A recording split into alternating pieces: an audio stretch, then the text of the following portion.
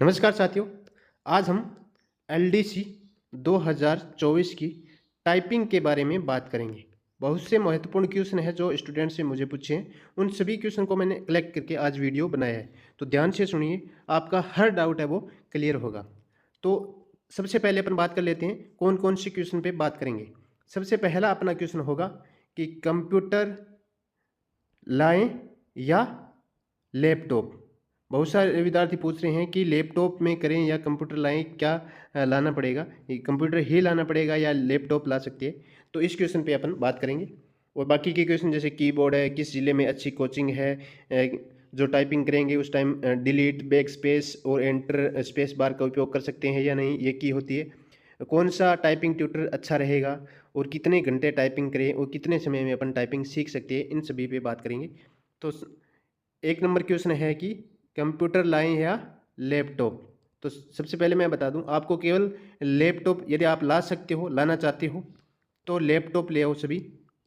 Laptop भी ऐसा नहीं लाना है जो महंगा हो, नॉर्मल लैपटॉप ला सकते हो।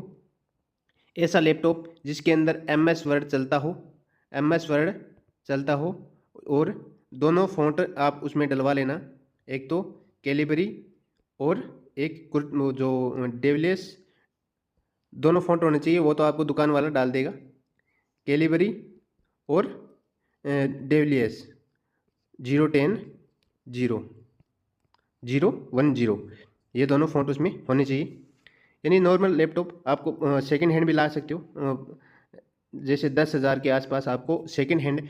अपन को केवल करनी है टाइपिंग। टाइपिंग के लिए किसी बड़े प्रोसेसर की या बड़ी जल्दी वाले कंप्यूटर लैपटॉप की ज़रूरत नहीं। नॉर्मल सा सेकंड हैंड लैपटॉप आप ला सकते हो जिसमें MS वर्ड चलता हो और टाइपिंग ट्यूटर नॉर्मल जो डाउनलोड हो जाए और चल जाए। बस इतना सा चाहिए अपन को, किसी बड़े प्रोसेसर की ज़रूरत है नहीं अपन को। तो नॉर्मल यूज के लिए ये आप सेकंड हैंड कंप्यूटर भी आप जो लैपटॉप है वो ला सकते हो। कंप्यूटर लाने की आपको आवश्यकता नहीं है। इसके बात करते हैं हम कि लैपटॉप में ले आया, क्या है कि लैपटॉप में ले आया तो अब कीबोर्ड अलग से लाना पड़ेगा या नहीं।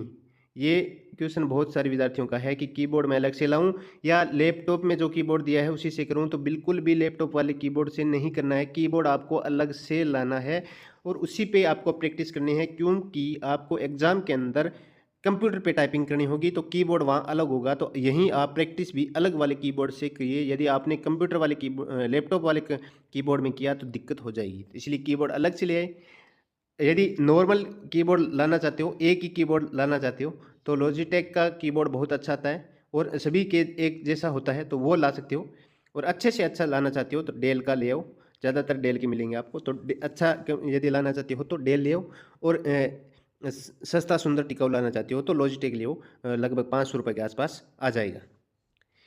अब ये दोनों डाउट हो गए आपके क्लियर। अब कीबोर्ड पे आ गए, तो कीबोर्ड के अंदर टाइपिंग में क्या क्या ओपन रहेगा। एक होता है बैक स्पेस। बैक स्पेस का क्या यूज होता है कि जैसे अपन ने शब्द टाइप कर लिया तो कुछ गलती हो गई तो उसको डिलीट करके और उसको सही कर सकते हैं। तो बैक स्पेस वहाँ भी इसी प्रकार काम होगा। एक तो होती है स्पेस बार। स्पेस बार का होता है भी, जैसे मुझे राम शब्द लिखना था और उसके बाद राजा शब्द लिखना था, तो ये स्पेस है, तो वो स्पेस बार अपन प्रेस करेंगे तभी स्पेस आएगा।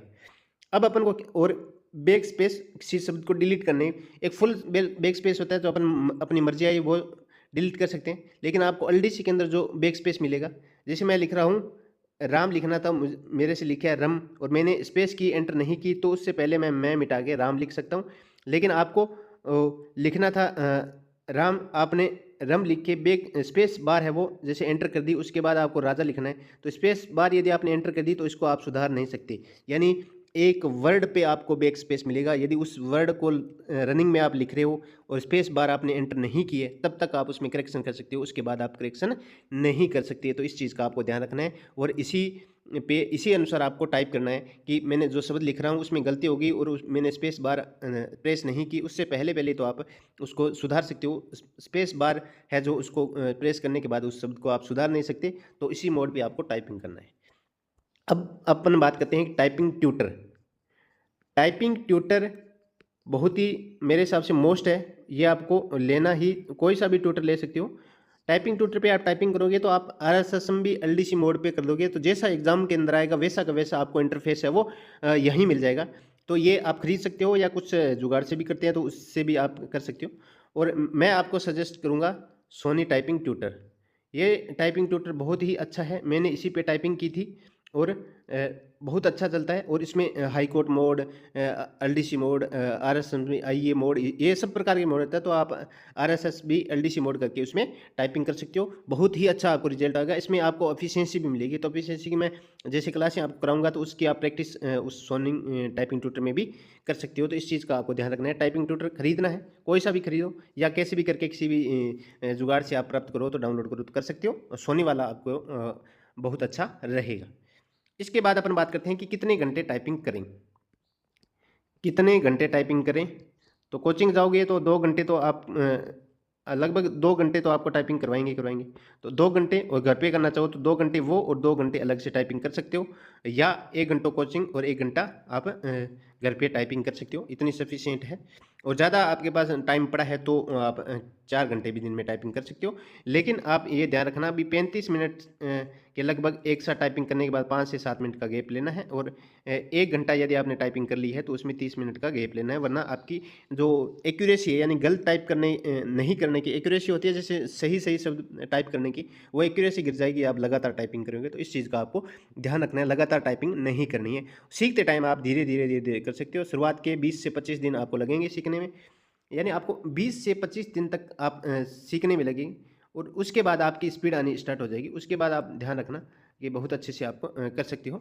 और लगातार एक्यूरेसी बनाए रखना, कोई भी गलत टाइप स्पीड बढ़ाने के चक्कर में गलत टाइप मत करना। शुरुआत यदि आपकी आदत पड़ गई, ये एक ड्राइविंग की तरह होती है, यदि आपने शुरुआत में सीखने में थोड़ी गलती कर दी तो आगे आपको दिक्कत होगी सुधारने में। तो शुरुआत में ही अच्छे से चलना है, धीरे धीरे चलना है। इसके बाद अपन बात करते हैं कि कितने समय में स्पीड आ जाएगी। जैसे हिंदी में अपन को 40 पर वर्ड स्पीड चाहिए, और इंग्लिश के अंदर 50 वर्ड स्पीड चाहिए, और वो शब्द भी मैं उसकी लेंथ कितनी होगी वो भी मैं आपको बता दूंगा। तो 40 और 50 वर्ड पर मिनट चाहिए।